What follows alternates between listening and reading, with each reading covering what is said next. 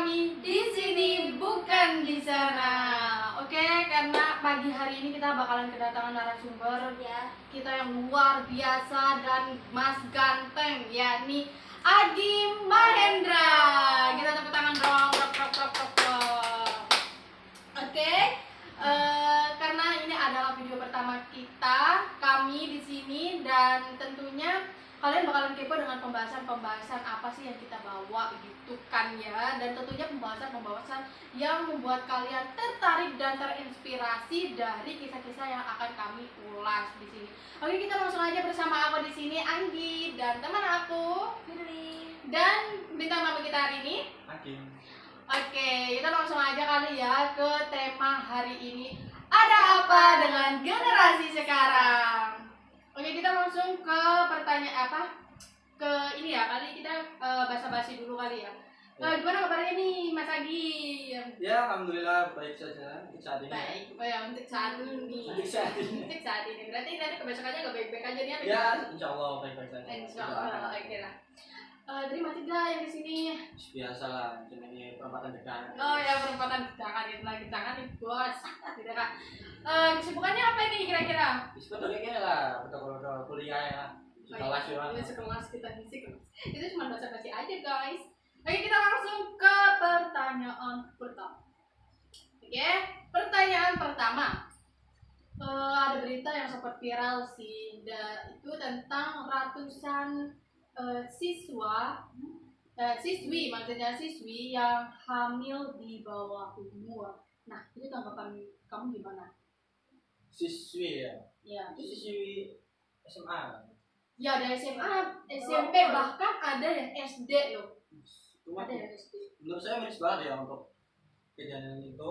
Ya, apalagi ada yang berita di beberapa, ada salah satu kota ya, dimana itu banyak sekali yang hamil di bawah umur gitu. Minta dispensasi buat nikah malah. Kan ya. Ya, menurut saya itu memang kurangnya edukasi seksual terhadap siswi-siswi tersebut sih. Seharusnya kan di waktu-waktu SMP bahkan itu udah diajarkan edukasi seksual. Tapi kan di negara kita kan edukasi seksual itu udah ada. Iya, tapi kan kalau pelajaran tentang IPA gitu kan pasti ada waktu SMP. Ya, pelajaran Reproduksinya manusia kan itu diajarkan bagaimana cara. Tapi kan untuk yang sebab dan akibat dan resiko yang kalian ambil itu kan kita kayak gak diajari gitu. Paling cuman di sekolah-sekolah itu kita dipelajari tentang agama Islam itu kayak gimana gitu kan. Nah, itu memang harus kita sebagai umat muslim sendiri ya. Kita harus tetap menguatkan iman kita. Ya, mana itu yang pertama, baik, Kak. mana yang buruk. Ya, itu yang pertama gitu. Terus sebagai orang tua tuh gimana sih kalau misalnya dapat kabar kalau anaknya tuh hamil gitu loh? Ya, sempat shock lah ya kali. Pasti shock lah ya. Pasti shock ya. shock lah. Emang susah buat menerima kenyataan bahwa anak itu hamil. Pasti emang itu kurangnya itulah pengawasan orang tua jelas. Pengawasan orang tua ya pasti ya. Kepedulian orang tua terhadap anaknya. Ya, dan pastinya iya. Yang pastinya yang rugi banget itu cewek lah gitu ya, karena cewek Pasti, gitu pastinya. tapi ya namanya juga cowok kan, bicaranya saya sebagai cowok. Cowok itu pasti jago banget dalam menggoda ada wanita. Ketika wanita bisa terjerumus. Iya, terjerumus juga sih. Oke, kita langsung ke pertanyaan kedua. Pertanyaan kedua itu ada berita yang sempat viral juga. Betul. Yang ini, lu tahu nggak yang gue sih nemunya di FYP TikTok sih. Gue kalau berita-berita viral-viral itu biasanya di TikTok gitu kan ya. Itu ada anak perempuan foto telanjang mirror itu dikirim ke cowoknya. Tapi cowoknya ini nyebarin gitu loh. Sehingga keluarganya itu tahu gitu loh. Keluarganya tahu, dan kabarnya saat ini anak perempuannya itu meninggoy. Nah, itu pertanyaannya adalah dalam hal ini, masalah ini, siapakah yang patut dihakimi? Apakah dari segi orang tuanya, apakah dari segi anaknya? Itu gimana tanggapannya? Menurut saya ya jelas untuk keduanya yang saya dihakimi. Tapi faktor utama untuk yang menghakimi juga kita harus menghakimi ke orang tuanya dulu. dari orang tua gitu ya. Tapi yang kita bahas dulu itu anaknya. Kita tahu sendiri bagaimana kok dia bisa ngirim gitu foto mirror ke pacarnya. Itu masih pacar, masih pacar, bukan lebih. Udah masih pacar, belum tentu bisa jadi suami, udah berani ngirim foto-foto kayak gitu.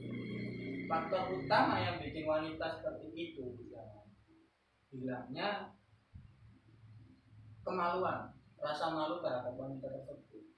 Kalaupun wanita itu masih punya rasa malu, pasti dia tidak akan berani mengirim foto kayak gitu. Ya mungkin ada faktor lain sehingga yang si cewek ini mau berani. Itu kan biasanya kan ada nggak sih kayak di sebuah hubungan itu kayak diancam gitu, kalau misalnya kamu nggak bagikan ini kita bakalan putus gitu. Nah itu kan kayak mungkin dari si cewek ini kayak saking cintanya dia itu berkorban gitu, mungkin ya itu udah menurut mereka tuh udah pengorbanan gitu, udah dinilai pengorbanan cinta gitu mungkin ya. Jadi itu kayak gimana ya, menurut aku sih ya, menurut aku sendiri itu miris banget sih dalam hal orang tuanya juga, dalam hal anaknya juga gitu. Karena kalau menurut aku ya faktor utama itu dari orang tuanya gitu gak sih? Maksudnya orang tuanya itu kita harus mantau gimana anaknya, terus pergaulannya kayak gimana gitu gak sih?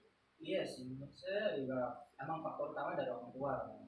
Cuman kan ada beberapa orang tua yang memang udah membebaskan anaknya itu di umur segini terserah kamu mau ngapain gitu. Istilahnya udah dewasa. Salahnya pemikiran orang tua itu kayak mempercayakan anaknya berpikir dewasa seakan-akan dia itu tahu mana yang lebih baik, mana yang lebih buruk.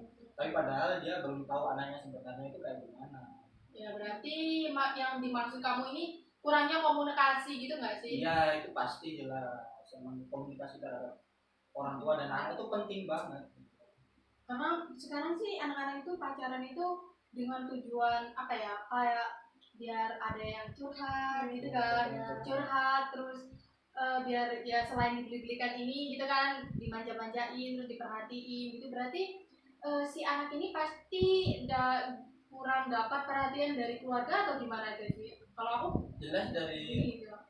orang tua itu kurang perhatian ya. Kadang kan jujur aja kayak saya sendiri sama orang tua. Orang tua saya belum tentu mengenal saya gitu. Saya lebih sering curhat ke teman saya gitu. Kan jarang curhat ke orang tua saya.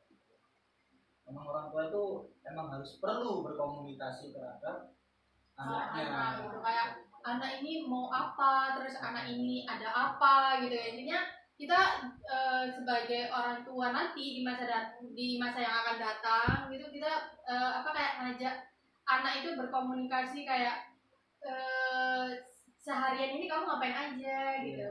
Iyalah, itu jelas kamu biasa akan pulang dari sekolah gitu. Ada cerita apa hari ini gitu. Tadi bagaimana sekolahnya? Itu penting banget gitu. Oke. Kita langsung ke pertanyaan terakhir. Pertanyaan terakhir ini gampang sih, gampang. Pertanyaannya ialah, jika in the future, kalau kamu sudah di masa depan nih, udah berumah tangga, hal apa yang akan ditanamkan sejak dini ke anak kamu, kalian, aku juga, itu gimana? Kalau saya sendiri ya, lebih fokus ke mendidik anak. Saya punya prinsip sih, saya ikut prinsipnya tuh dari Ali bin Abi Thalib. Dimana mendidik anak itu 7x3. Maksudnya 7x3 itu 7 tahun pertama. Nah itu kita kasih kelembutan. Dalam arti kelembutan itu ya, kasih sayang terhadap anak. Masih kecil kan itu 7 tahun. Sampai 7 tahun. Sampai 7 tahun. 7 tahun sampai umur 14 tahun itu kita ajarkan ketegasan. Dimana ketegasan itu ya ketegasan dengan kekerasan itu agak beda ya. Beda banget sih. Beda banget ya. Ketegasan itu kayak dia mau ini, ya kita bilang tidak. Jadi dia bisa menerima, belajar untuk menerima hal yang tidak bisa dia inginkan. Kalau kekerasan kan pasti, udah mau ini, terus nangis. Iya kan kebanyakan orang tua tuh kesalahannya di situ. Nah, pasti anak itu memiliki kayak rasa nggak enak hati, dendam. Iya. Apalagi pada kekerasan itu.